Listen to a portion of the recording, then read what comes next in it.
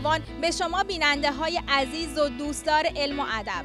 از اینکه قرار امروز با من در دنیای ناشران، هنرمندان، نویسندگان و اهل ادب همراه باشید بسیار خوشحالم. بیایید با هم دیگه بریم به نمایشگاه بین‌المللی کتاب شارجه و با هم کتاب‌ها رو ورق بزنیم و با دنیای انتشارات سراسر دنیا آشنا بشیم. آماده اید؟ پس با من بیایید.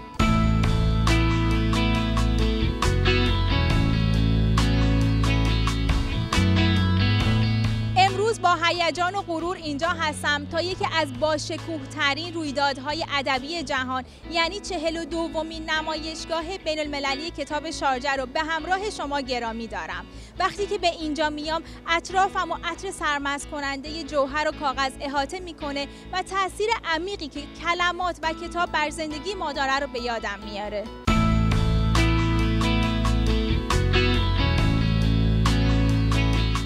نمایشگاه بین‌المللی کتاب شارجه در قلمروی واژه‌ها و اندیشه‌ها، جایی که تخیلات شکوفا میشه و دانش پناهگاه خودش رو پیدا میکنه، مثل چراغی از روشنفکری حضور داره و جامعه جهانی رو که با عشق به ادبیات، تاریخ، فرهنگ و هنر به هم پیوند خورده رو تقویت میکنه.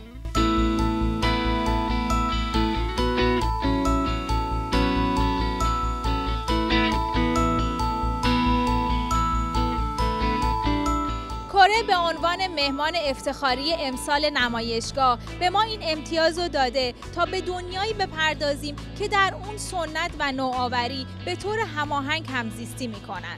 جایی که داستان‌های کهن و روایت‌های مدرن در هم آمیختن و قدرت کلمات فراتر از مرزهاست. روابط دوستانه و تبادل فرهنگی بین کره و دنیای عرب سال‌هاست که به صورت مسالمت آمیز در جریانه.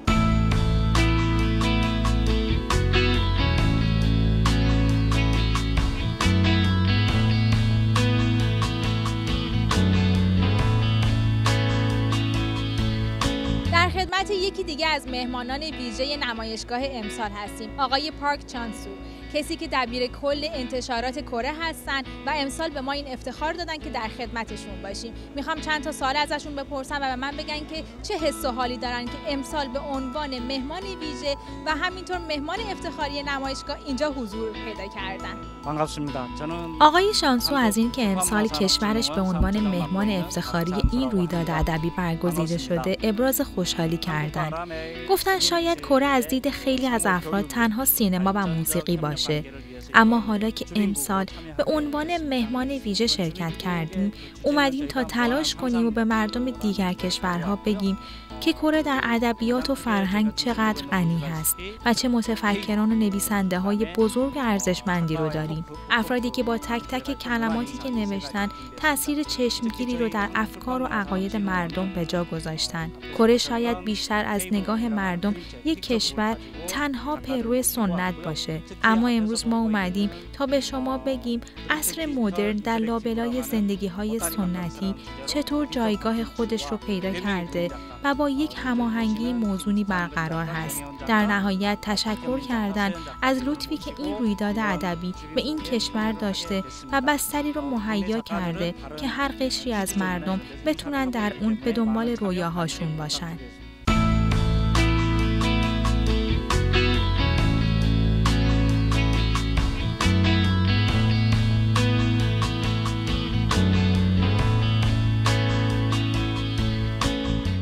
میراث ادبی کره گنجینه‌ای از داستان هاست که تاریخ، ارزش‌ها و تخیل جمعی این کشور را منعکس می‌کنه.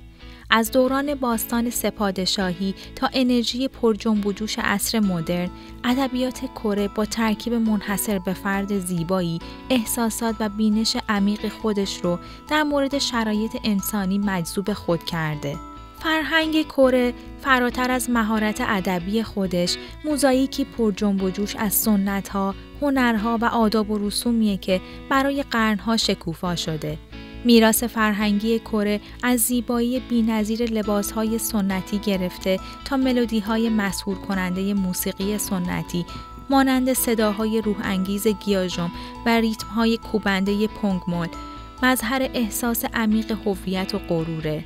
چه داستان‌ها و افسانه‌های عامیانه که از طریق نسل‌ها منتقل شده و چه آثار نویسندگان مشهوری مانند هوانگ سونگ یونگ نشون دهنده طیف متنوعی از صداهاست که امروز در رویداد ما طنین انداز شده.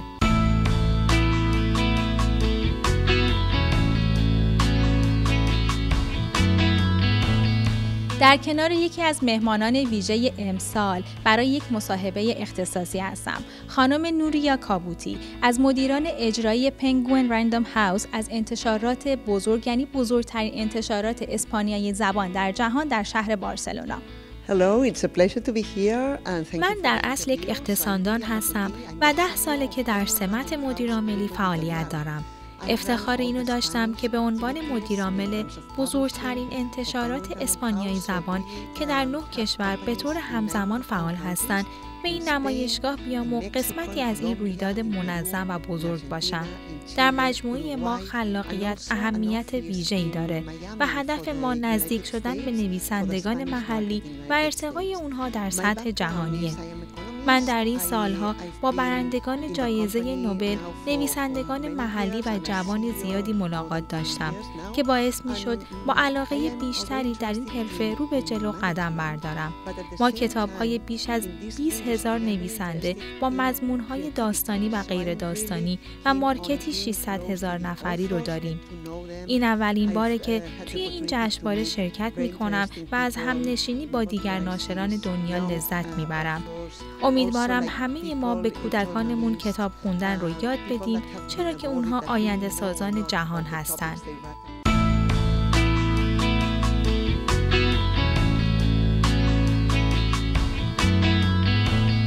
در دنیایی که اغلب آشفته و طاقت فرسا به نظر میرسه، کتابخونه ها به عنوان یک پناهگاه هستند. فضایی مقدس که در اون میتونیم به دنبال آرامش باشیم، پاسخها رو پیدا کنیم و وارد ماجراجویی‌های بی‌پایان بشیم. این چراغ روشنگریه که ما رو به کاوش در اعماق خرد انسانی، به چالش کشیدن مفروضات خودش و گسترش مرزهای درک خودش دعوت میکنه. وقتی که از این نمایشگاه کتاب قابل توجه خارج میشید، روح کتاب‌ها رو با خودتون حمل کنید، چرا که این جشنواره فقط یک مکان فیزیکی نیست، بلکه یک ذهنیته، یک آتش سیری ناپذیر برای دانش، یک کنجکاوی بی‌امان و یک باور تزلزل ناپذیر.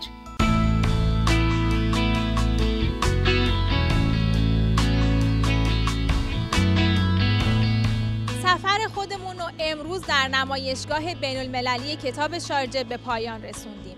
اما قبل از اینکه باهاتون خداحافظی کنم، باید یک جمله از آلبرت انیشتین رو بهتون بگم و اون گفته که تنها جایی رو که باید بلد باشید مکان کتابخانه هاست و این جمله یعنی این که چه فرصتی بهتر از این که توی این رویداد بزرگ شرکت کنید و از تمام غرفه ها دیدن کنید و با انتشارات مختلف آشنا بشید. این فرصت 12 روزه رو غنیمت بشمرید و به همراه خانواده، به همراه دوستانتون، به همراه فرزندانتون اینجا بیایید تا قدرت کلمات رو ببینید و کتاب‌های مختلف رو کشف کنید. من با شما خداحافظی می‌کنم، اما یک روز دیگه و با یک گزارش دیگه در خدمت شما خواهم بود. خدایا رو نگهدارتون.